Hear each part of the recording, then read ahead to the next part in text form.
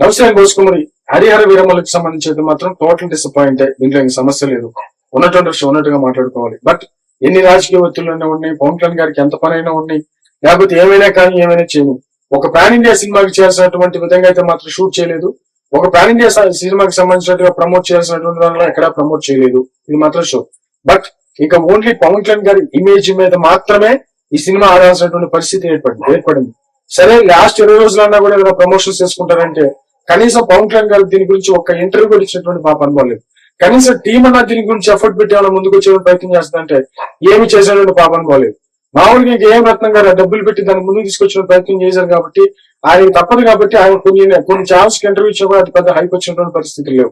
పెద్ద ఛాన్స్ కూడా రత్నం గారిని తీసి ఇంటర్వ్యూ చేసినటువంటి పరిస్థితులు ఎక్కడా లేవు.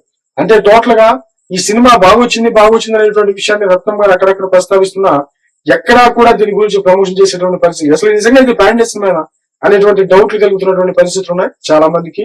దీన్ని నెగిటివ్ ప్రచారం చేస్తున్నటువంటి వాళ్ళు కూడా ఎక్కువైపోయారు. కానీ పవన్ కళ్యాణ్ గారికి ఎన్ని ఒత్తిడిలైనా ఉండొచ్చు, కానీ కంప్లీట్ గా దానికి అన్యాయం చేసేటువంటి విధంగా ముందుకు వెళ్ళకూడదు అనేది చాలా మంది సజెస్ట్ చేసినటువంటి పరిస్థితులు ఉన్నాయి, సూచనలు ఇస్తున్నటువంటి పరిస్థితులు ఉన్నాయి. అంటే ఒక రకంగా చెప్పాలంటే ఆంధ్రప్రదేశ్ లో కాకుండా హైదరాబాద్ లో మరి ఫ్రీ రిలీజ్ అంటే పవన్ కళ్యాణ్ గారికి అనువుగా ఉంటుందనేటువంటి ఉద్దేశంతో ఏర్పాటు చేస్తున్నారు అనేటువంటి విషయం క్లియర్ గా అర్థమైపోతుంది. అంటే హరిహర వీరమ్మలకు సంబంధించి కంప్లీట్ గా ఇక పవన్ కళ్యాణ్ గారి ఇమేజ్ సినిమా కథ బేస్ మీద మాత్రమే ఆడాలి తప్ప ఏమన్నా చిన్న నెగిటివ్ కంప్లైంట్ వచ్చినా కూడా సినిమా అసలు ఖచ్చితంగా ఫస్ట్ డేనే ఫస్ట్ షో అసలు ఆ వచ్చేటువంటి చెడ్డ పేరుని ఇక లైఫ్ లాంగ్ ఆ మర్చాలు భరించాల్సి వస్తుంది. అంత పెద్ద పరిస్థితి. బట్ వీర హరిహర వీరమ్మలకు సంబంధించి పవన్ కళ్యాణ్ గారి ఇమేజ్ వల్లే కొంచెం ఆ దూరానికి వెళ్తే ఆ దూరానికి అయింది. కానీ మనసు కానీ పెట్టిగా ఉన్నట్లయితే హరిహర వీరమ్మలు ఎక్కడికో వెళ్ళిపోయాయి ప్రమోషన్స్. హిందీలో ప్రమోషన్స్ చేయలేదు, మిగతా రాష్ట్రాల్లో ప్రమోషన్స్ చేయలేదు, ఎక్కడా ప్రమోషన్స్ చేయలేదు, చివరికి ఆంధ్రప్రదేశ్ లో కూడా ప్రమోషన్స్ చేయలేదు. చివరికి హరిహర వీరమ్మలు అనేటువంటి పదం ఇంతవరకు పవన్ కళ్యాణ్ గారికి సంబంధించినటువంటి నోటి నుంచి రాలేదు. హైదరాబాద్ లో చేస్తున్నారంట. బ్లాక్ అక్కడ ఎంత క్రౌడ్ పడుతుంది, ఎంతమంది వస్తారు అంటే ఒక రకంగా సరే అది కుదరకపోయినా ఏదైనా పెద్ద గ్రౌండ్ తీసుకుని లక్షలాది మందితో హరిహర వీరమ్మలకు సంబంధించినటువంటి కనీసం ప్రెస్ అంటే కనీసం అన్న పబ్లిష్ చేస్తే అటు అన్ని భాషల్లో వచ్చి పవన్ కళ్యాణ్ గారు డిప్యూటీ సీఎం గా ఉన్నారు, ఇండియా మొత్తం బాగా తెలుసు కాబట్టి ఆయన పెట్టినట్టు సభ లక్షల మందితో పెడితే అదన్నా కనీసం పబ్లిష్ అవుతుంది. ఆ పబ్లిష్ అయితే దాని ద్వారా కొంత పబ్లిసిటీ వస్తుంది అనుకుంటే కనీసం తెలుగులో అదేవిధంగా అంటే ఆంధ్ర తెలంగాణలో అవసరం లేదు. ప్రమోషన్స్ తిరిగిపోయినా కూడా ఆటోమేటిక్ గా తెలిసిపోతుంది.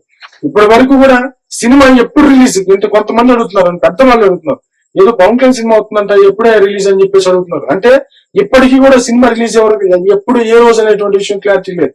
ఎందుకంటే ఎక్కడ ప్రమోషన్స్ చేయలేదు కాబట్టి ఇంత గందరగోళమైనటువంటి పరిస్థితుల మధ్య ప్లస్ ఏమన్నా ఆంధ్రప్రదేశ్ లో ఏమన్నా పెడతారనుకుంటే పెట్టకుండా హైదరాబాద్ లో పెడుతున్నారు.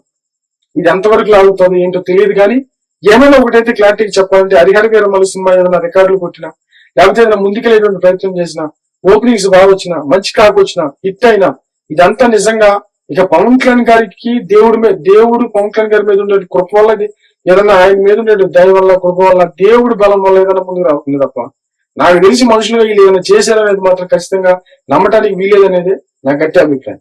అంటే ఇంకేం లేదు, అదృష్టం దైవ బలం ఈ రెండింటి మీదే ఈ సినిమా గట్టింపడాలి తప్ప ఇక నా మనుషులుగా అసలు ఈ సినిమాకి ఏం చేశారనేటువంటి విషయం మాత్రం నాకైతే అర్థం కావట్లేదు. చాలా మంది ఇదే ఎక్స్ప్రెస్ చేస్తున్నారు. మరేమిటో